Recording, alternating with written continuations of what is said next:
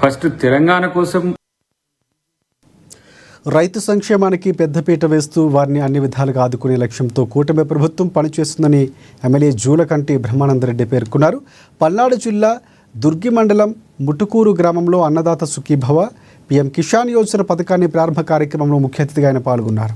నియోజకవర్గ పరిధిలో 38,885 మంది రైతులకు మంజూరైన 27.18 కోట్ల రూపాయలు విలువ చేసే అన్నదాత సుఖీభవ చెక్కులను రైతులకు అందజేశారు. ఇక ఎన్నికల హామీలో భాగంగా ఇచ్చిన సూపర్ 6 పథకాలన్నీ అమలు రూపం దాలుస్తున్నాయని వివరించారు.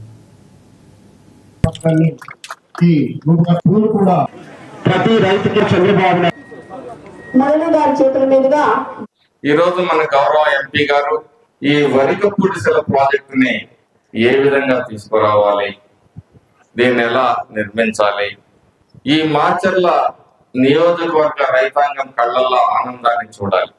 ఇందులో మేము పార్టీలు చూడట్లేదు, కులాలు చూడట్లేదు, మతాలు చూడట్లేదు. ఒక సామాజిక న్యాయం ఈ మాచర్ల నియోజకవర్గానికి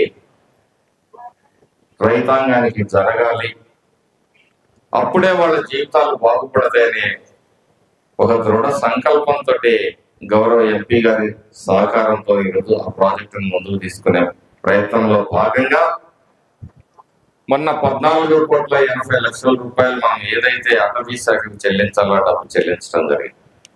టెండర్లు ఫైనల్ అయినాయి. ఏదైతే గతంలో ఫేజ్ 1 ఏదైతే